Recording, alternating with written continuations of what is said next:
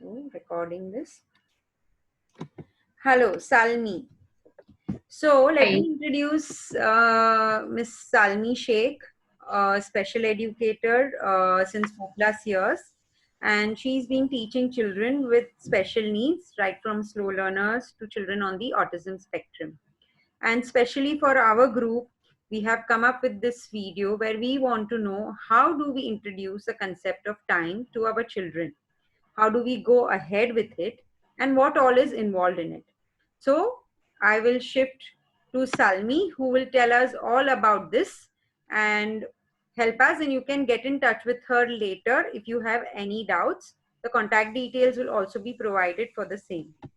Okay, so Salmi, when I speak about time, why do you think children on the autism spectrum should know the concept of time?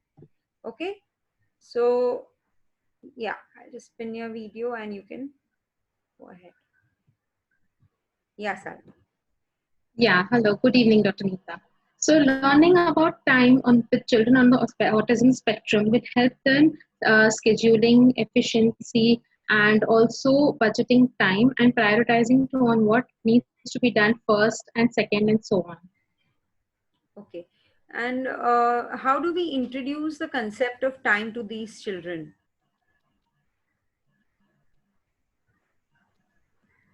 Could you hear me? Could you please repeat it? The video had paused.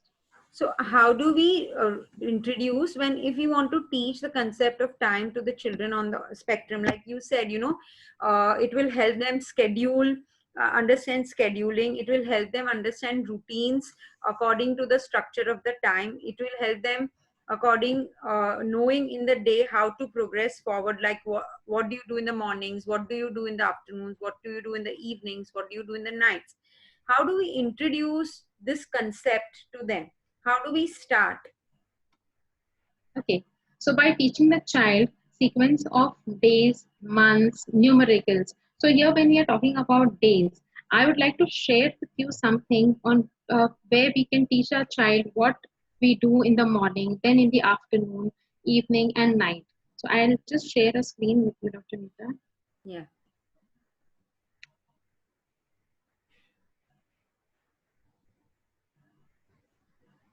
This makes a little easier for the child to understand. So here we have an image of the sun rising. So in the morning when my child wakes up, so I will wake my child and I'll tell my child, okay, so look, even the sun is waking up, the sun is coming up. So you have to wake up. And now, what time of the day is it? It is morning. What time is it? It is morning. So what do we say? How do we greet our parents? We say, good morning, mama. Good morning, daddy. Good morning, mama. Good morning, daddy. So we have to repeat these words morning so that it gets registered in the mind of my child. So then, okay, come on, now get up. After greeting, what do we do? Yes, we go to the bathroom and we brush our teeth. So initially, maybe my child is unable to brush their teeth on their own. So what we can do is, as a parent, we can become a role model for our child. We can brush our teeth and we can show our child how do we brush our teeth, how do we take the brush, how do we apply the paste and brush our teeth. So eventually my child learns to brush their teeth on their own. Okay, so now after we have brushed our teeth, we've taken a bath, what do? We have our breakfast. Yes, it's family time, and so we all sit together and we have breakfast in the morning. Okay, so now once we have cleared the concept of morning, then comes the afternoon. Okay, so we now show them a picture of a sun, a bright sun. Over here, now we tell them, okay, so the sun is up and it is shining bright. What do we do when the sun is up and it is shining bright? What time of the day is it? It is afternoon. So how do we greet everyone? We say, good afternoon, Mama. Good afternoon, Daddy. Good afternoon, Mama. Good afternoon, Daddy. And what do we do in the afternoon? Oh, it is our study time. So what do? We open our books and we study. So this is afternoon, and afternoon we sit to study. So again, after my child understands the concept of afternoon, we carry forward and we go to the evening. So again, we show them an image and then we tell them, okay, So here, what can you see? Oh, the sun is going home. It is tired now. So it is evening. What time of the day is it? It is evening. Yes. So how do we greet? We say good evening, mama. Good evening, daddy. Good evening, mama. Good evening, daddy. So evening time. What do we do during the evening time? Yes, we play games. We play a lot of games in the evening. So, like this, we introduce the evening time of the day to them. Okay, now when the sun has gone away and it is dark, so we tell our child, oh, the sun has gone home. Now what is happening? Oh, can you see the stars and the moon in the sky? So it is dark. It is night. What time of the day is it? It is night now. So now what do we do at night? Yes, we change our clothes and we go to sleep. What do? We go to sleep and we say, good night, mama. Good night, daddy. Good night, mama. Good night, daddy. This is how we introduce a particular day to our child, that is morning, afternoon, evening, and night. So after we've introduced this as well, we can carry forward, we can go ahead with this and we can teach them the days of the week, months of the year. And even when we are introducing to them the days of the week, we could say, okay, so Monday, what day is it? Monday. Monday is the first day of the week. After that comes Tuesday. It is the second day of the week. And then so on. And then when we come to Sunday, we can tell our child, oh, it is Sunday today. So what do we do on a Sunday? We relax on a Sunday. We spend a good time with our family. Maybe we can make our child help us in the household chores, or if help us in the kitchen with baking or gardening, or if we have pets, our child can come out with us to take a dog for a walk. So this is how we can teach them the concept of days, months, numericals, and also we can set alarms. We can set reminders. For example, if our lunchtime is at 1 p.m., so we can tell 15 minutes before, we can tell our child that the lunch will be at 1 p.m. So we can also set a reminder for those 15 minutes to show them the passage of time. Okay, superb. So, thank you so much, Salmi. That was really helpful. So, what I understood is to emphasize on the time of the day and associate it with situations and get it through to your child. So, if I've Yes. introduced the activities of daily living of brushing, bathing, having breakfast, that is all in the morning, and each time I'm emphasizing the word morning and what we do in the morning.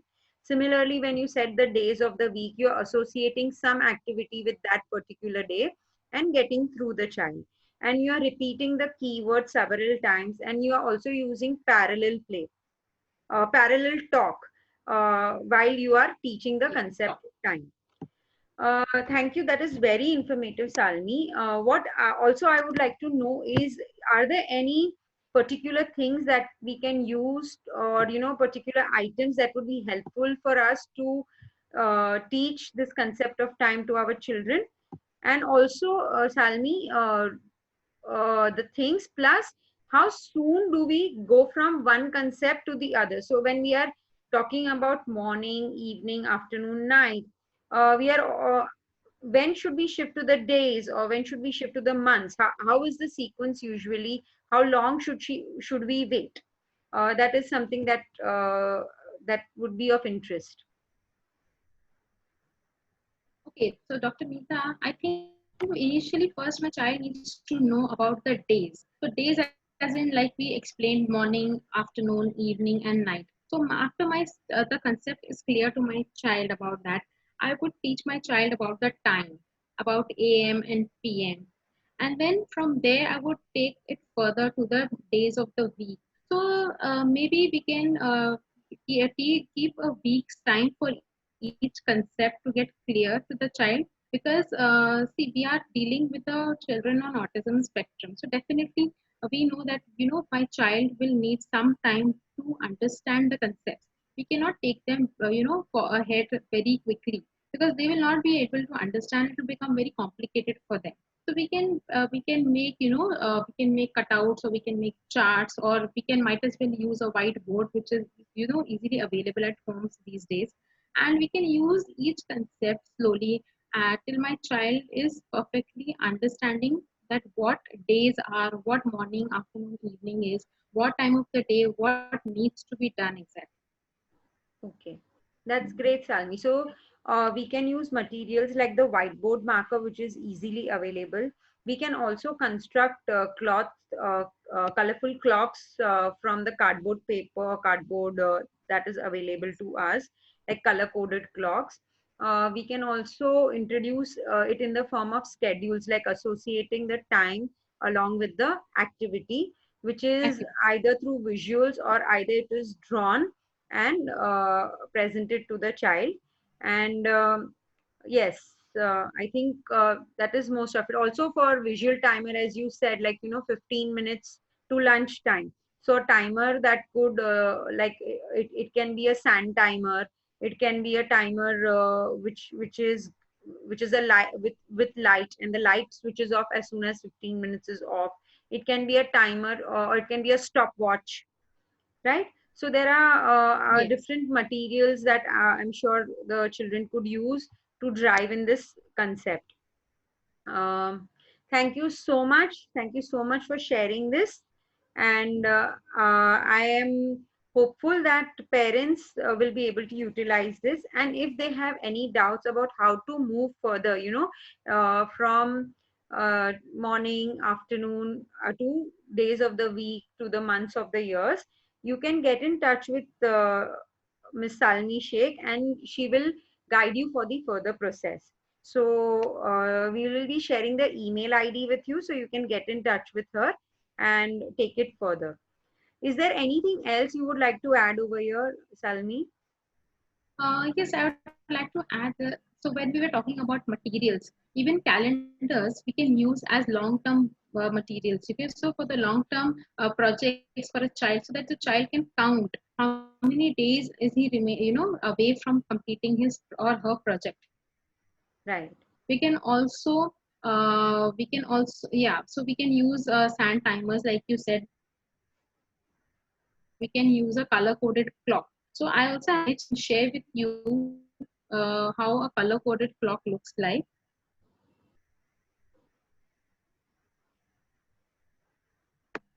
You can, you can put a slideshow.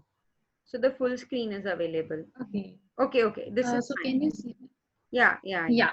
So here, this is an image of a color-coded clock. So here we have the image, and what we have done is here we have written, okay, so yellow color represents my playtime.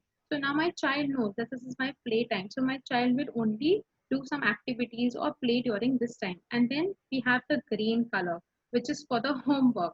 So we keep on reminding the child, okay, so what time is it? Okay, what color is it? Okay, now this is a particular time to do your homework, and then so on. So it is like blue color is for dinner, and orange is for reading or quiet time. And then when it is a purple color, my child knows that it is the lights out time. I need to get into my night dress, and now we need to go to bed.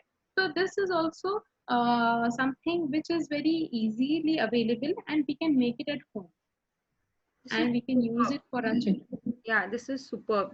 I think this can really be made at home easily, and the child will Yes. connect the color to that particular time, connect the activity to that particular time, and it will be more, Yes. it is also visual at the same time. So Yes, yes, a absolutely. great idea, Salmi. Thank you so much for the share. So again, here what we can do is we can make the task achievable for the child. Okay, so what we can do is not necessarily that if my child has to complete a 6 or 7 sentences essay, we cannot force our children to sit and complete that at that very moment. So we can break down into manageable parts. So now manageable parts, I mean to say is that okay, my child is completing 2 sentences of essay, so that is fine. Let them do it, and then we can give them again a buzzer break. We can tell them, okay, you have a break for 5 minutes, so can go around, move around, or if you have, you can give them some brain gym exercise or some stress buster. And for those 5 minutes, my child can, when the buzzer is off, my child can come back, sit and complete the given task. So even that helps the child. Okay, so it's an auditory buzzer. So it is something that the child can Yes, listen to. And it is based yes. on not more on a visual, but a musical sound. Okay, But which a you can musical associate. sound, yes. Super. Yeah, so my child knows that, yeah, the buzzer is off and now I have to get back to my work. Okay, so this is great for a child whose sitting tolerance is very low, and for him to Yes, understand that, okay, this is now time out, or this is the now this is the time to sit down, and now this is the time for a break. So, to associate with a buzzer is also a great idea. Thank you so much. yes. That. We can do that as well. Because many children, they are, very hyper and they are very full of energy. They don't want to sit in one place. They do not want to complete their given task on time. So why force the child? Might as well I can give them, some time for themselves so that they can go, they can refresh and come back and do their task. And maybe, this also provides them with the understanding that they are going to get their break, because you are using a timer. So they know that Yes, 15 minutes to break time or 10 minutes to break time. And there is a buzzer which is also calling them back. So it immediately yes. registers a signal with them. So, yeah, that's great, Salmi. So thank you so much for providing us with this information and this short video. This recording will be available on our YouTube channel, which is Sahas Pediatric Intervention Center, as well as it will be shared on a WhatsApp group of Sahas Autism Forum. And Salmi, we will be sharing your contact details so parents can then later connect with you. Okay. Thank you so much, Salmi. So we, Thank you so much, Dr. Neeta. okay. Bye bye, Salmi.